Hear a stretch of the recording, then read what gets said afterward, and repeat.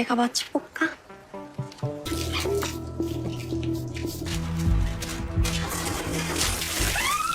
헤어질 말고. 그래. 선생님.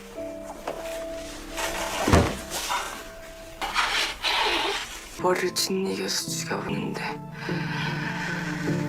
이상.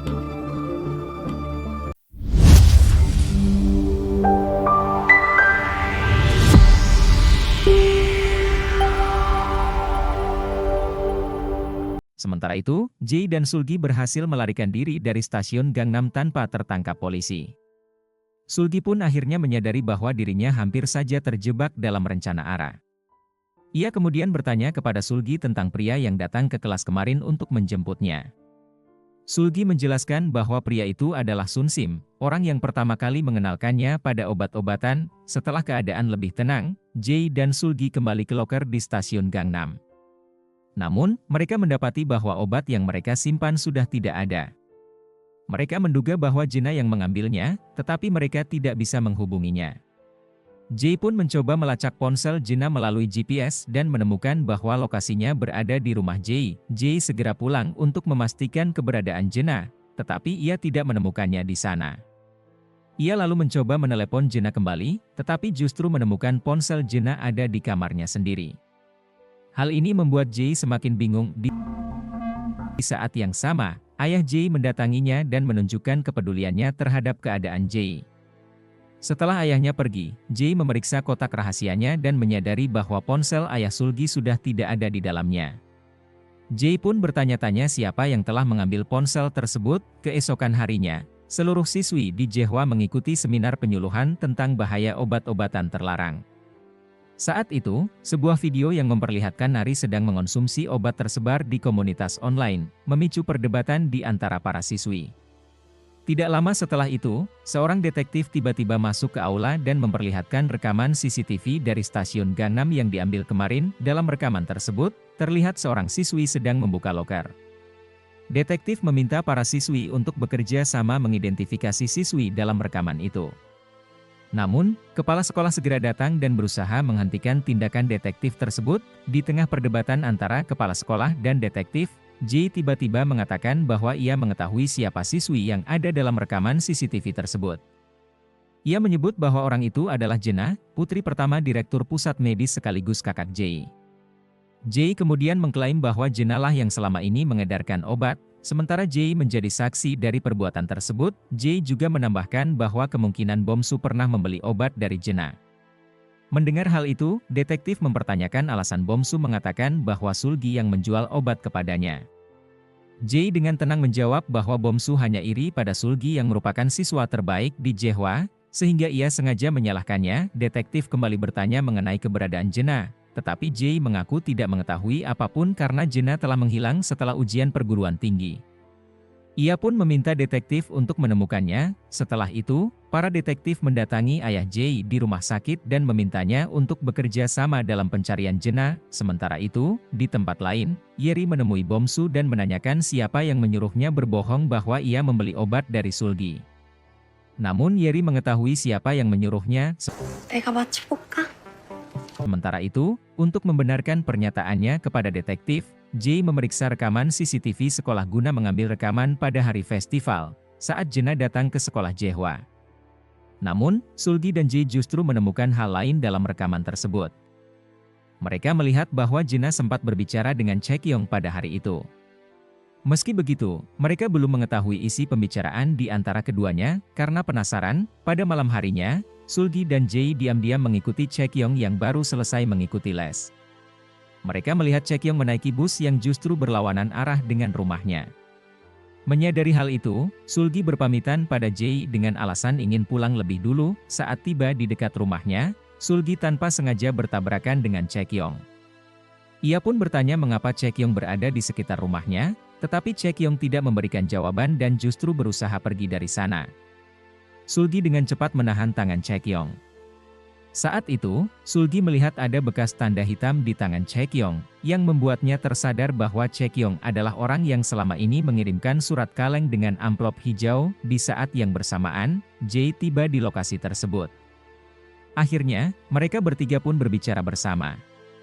Jae mendesak Chaekyong untuk mengatakan isi pembicaraannya dengan Jena di hari festival, terutama karena Jena kini telah menghilang. Namun, Chaekyong menolak memberitahu mereka, dengan alasan bahwa Jena telah memintanya untuk merahasiakan hal tersebut, bahkan dari Jae sendiri. Tepat pada saat itu, Jae menerima telepon dari nomor tak dikenal. Dari seberang telepon, seorang pria mengaku mengetahui keberadaan Jena. Pria itu memberikan alamat sebuah klub dan meminta Jae datang ke sana dengan membawa 30 pil obat sebagai syarat untuk mendapatkan informasi mengenai Jena. Tanpa berpikir panjang, Jae segera pergi ke rumahnya untuk mengambil obat tersebut. Namun, sesampainya di depan rumah, Sulgi dan Chaekyong sudah menunggu. Sulgi bersikeras untuk ikut menemani Jae ke klub tersebut, sementara Chaekyong menyarankan agar mereka berdandan dengan baik sebelum masuk ke klub. Setelah menyamar, mereka bertiga akhirnya berhasil memasuki klub. Untuk menjaga komunikasi, mereka mengenakan earphone agar bisa tetap terhubung satu sama lain. Jae kemudian menaruh obat di dalam toilet wanita sebelum segera meninggalkannya. Sementara itu, Sulgi tetap berada di dalam toilet untuk mengawasi siapa yang akan mengambil obat tersebut. Di sisi lain, Chaekyong menyusup ke area dansa untuk memantau situasi. Rencana mereka pun berjalan sesuai harapan. Tak lama setelah itu, seorang pria memasuki toilet wanita. Sulgi segera memberitahu Jae dan Chaekyong bahwa pria itulah yang menelepon Jae sebelumnya. Jae dan Sulgi langsung mengejarnya, sementara Chaekyong masuk ke dalam toilet wanita untuk menghadapi seseorang yang sedang mengambil obat yang telah Jae tinggalkan. Chaekyong kemudian bersiap menggunakan selang air untuk menyemprot wanita tersebut. Sementara itu, langkah Jae tiba-tiba dihentikan oleh seorang pria bernama Sun Sim. Di sisi lain, Chaekyong akhirnya mengetahui bahwa wanita yang tadi ia semprot adalah Yeri. Jae, Chaekyong, dan Sulgi segera menginterogasi Yeri di tempat itu. Jae langsung bertanya apakah Yeri melakukan semua ini atas perintah ayahnya. Ia bahkan menawarkan obat kepada Yeri dengan syarat Yeri berkata jujur. Akhirnya, Yeri mengakui bahwa ia memang diperintah oleh ayah Jae, tetapi ia telah gagal mencuri ponsel milik ayah Sulgi. Akibat kegagalan itu, ayah Jae tidak lagi mempercayainya. Namun, Yeri juga memberitahu bahwa ponsel milik ayah Sulgi sebenarnya sudah dicuri oleh seseorang. Lebih jauh, Yeri mengungkapkan bahwa semua ini ia lakukan karena membutuhkan uang. Keluarganya telah lama mengalami kebangkrutan, dan ia sudah tidak memiliki biaya untuk hidup. Mendengar hal itu, Sulgi bukannya marah, justru menanyakan apakah Yeri sudah makan. Yeri terkejut dengan perhatian yang diberikan Sulgi, terutama karena ia telah berniat mencuri ponsel milik ayah Sulgi. Namun, satu pertanyaan besar masih mengganjal, mengapa ayah Jae begitu menginginkan ponsel milik ayah Sulgi?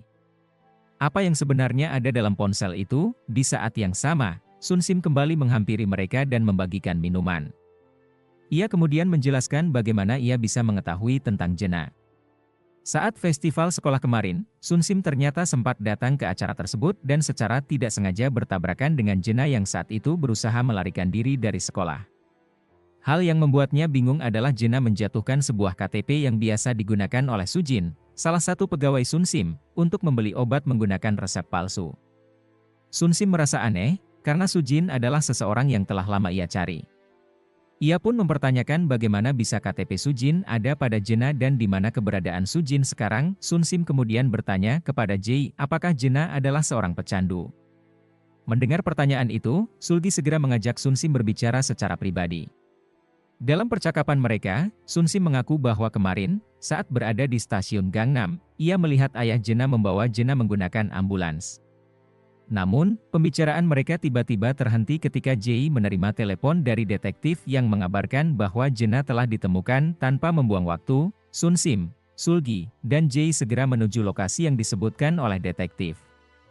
Namun, setibanya di sana, mereka dikejutkan oleh kenyataan bahwa Jena telah meninggal dunia. Sulgi dan Jae terdiam saat melihat tubuh Jena, sementara dokter yang menangani kasus ini memberitahu mereka bahwa Jena ditemukan dalam keadaan terjatuh dari gunung. Kabar ini membuat Jae sangat terpukul. Ketika dokter hendak memasukkan tubuh Jena ke dalam lemari pendingin, Sulgi sempat melihat sesuatu yang aneh. Di salah satu jari kaki Jena, terdapat bekas cat berwarna kuning serta luka yang tampak seperti bekas terbakar. Sementara itu, Sun Sim pergi ke sebuah bangsal di rumah sakit, tempat di mana Jena sebelumnya dirawat. Ia mencari sesuatu yang mungkin berguna sebagai petunjuk. Di dalam kamar itu, ia menemukan setumpuk KTP palsu yang tersimpan rapi. Keesokan harinya, di sekolah, Chae-kyung diam-diam pergi ke ruang CCTV. Tanpa ia sadari, Gerari melihatnya dan langsung mengikutinya secara diam-diam. Ternyata, Chae-kyung diam-diam pergi ke ruang CCTV untuk menghapus sebuah video. Video itu direkam 2 tahun lalu, saat Jena menyelinap ke sekolah pada malam hari untuk mencuri soal ujian. Namun, yang mengejutkan, pada malam yang sama, Chae-kyung juga berada di sekolah dan secara tidak sengaja menyaksikan sesuatu yang tidak terduga. Jena dan ayah Sulgi tengah melakukan hubungan terlarang di ruang fotokopi. Saat Chae-kyung hendak menghapus video tersebut, Yeri tiba-tiba memergokinya. Beberapa hari kemudian, Sulgi datang menjenguk Jae di rumahnya. Saat itu, Jae sedang berada di kamar Jena. Di sana, Jae memberikan Sulgi sebuah kotak rahasia. Saat Sulgi membukanya, ia menemukan sebuah gantungan kunci dari Universitas Korea, yang ternyata milik ayahnya. Namun, yang mengejutkan, di gantungan kunci itu tertulis nama Jena. Melihat hal tersebut, Sulgi akhirnya menyadari bahwa rumor tentang ayahnya yang berselingkuh dengan seorang siswi di SMA Jehwa ternyata benar. Ia kemudian mengatakan kepada Jae bahwa ia sudah tahu dari arah bahwa Jae lah yang mengambil ponsel ayahnya. Sulgi pun bertanya bagaimana Jae bisa membuka kode sandinya. Jae menjawab bahwa kode sandi ponsel itu adalah tanggal saat dirinya menghilang sewaktu kecil. Mendengar itu, Sulgi langsung menuntut Jae untuk mengembalikan ponsel ayahnya. Namun, Jae mengatakan bahwa ponsel itu sudah hilang. Awalnya, Jae mengira bahwa Jena yang mengambilnya, tetapi setelah melihat keadaan yang terjadi, ia yakin bukan Jena pelakunya. Kesal dengan jawaban Jae, Sulgi mulai mengobrak-abrik kamar Jena untuk mencari ponsel ayahnya. Namun, tiba-tiba Jae memeluknya dari belakang. Dengan suara bergetar, Jae mulai bercerita tentang kisah Kain dan Habel, di mana Kain membunuh Habel karena cemburu. Selama ini, Jae selalu takut bahwa Jena akan melakukan hal yang sama kepadanya. Tapi yang tidak pernah ia duga adalah kenyataan bahwa Jena malah meninggal seperti itu. Sulgi mencoba menenangkan Jae dan mengatakan bahwa semua ini bukan salahnya. Namun, dengan penuh keyakinan, Jae mengatakan bahwa Jena tidak mungkin bunuh diri. Hanya saja, ia sama sekali tidak menyangka bahwa ayahnya tega menculik Jena seperti itu. Sementara itu, di tempat lain, entah bagaimana akhirnya Yeri justru membantu Chae-kyung untuk menghapus video tersebut. Jae sendiri heran bagaimana mungkin selama ini Chae-kyung mengetahui hubungan ayah Sulgi dengan Jena, tetapi tidak pernah menceritakannya kepada siapapun. Setelah meninggalkan rumah Jae, Sulgi melihat akun Instagram Sujin. Di postingan terakhirnya, terlihat bahwa Sujin pernah mengunjungi sebuah pusat rehabilitasi. Karena penasaran, Sulgi segera mendatangi tempat itu dan mulai memeriksa kamar-kamar di sana, berharap bisa menemukan Sujin. Akhirnya, Sulgi bertemu dengan seseorang yang mengenal Sujin. Orang itu mengingat bahwa Sujin memiliki bekas luka bakar di punggung kakinya. Namun, ia juga mengatakan bahwa Sujin sudah keluar dari pusat rehabilitasi dan pindah kembali ke kos-kosannya yang lama. Mendengar itu, Sulgi langsung meminta alamat tempat tinggal Sujin kepada orang tersebut. Di sisi lain, Chae-kyung dan Yeri mendatangi laboratorium sekolah. Mereka berusaha mencari petunjuk berdasarkan pernyataan Bomsu kemarin, yang mengatakan bahwa ia melihat Jena memasuki laboratorium saat festival sekolah. Tidak butuh waktu lama, mereka menemukan sebuah kunci dan selembar kertas misterius. Di kertas itu tertulis angka 209 dan kata Mokryeonjang. Sementara itu, Sulgi mendatangi tempat kos Sujin. Sesampainya di sana, ia melihat kamar Sujin sedang dibersihkan, yang membuatnya merasa ada sesuatu yang tidak beres. Karena penasaran, Sulgi bertanya kepada pemilik kos mengenai apa yang terjadi. Pemilik kos itu kemudian mengungkapkan bahwa Sujin telah meninggal. Sulgi terkejut dan segera menanyakan kapan tepatnya Sujin meninggal. Pemilik kos menjawab bahwa kemungkinan besar Sujin meninggal sekitar sebulan yang lalu.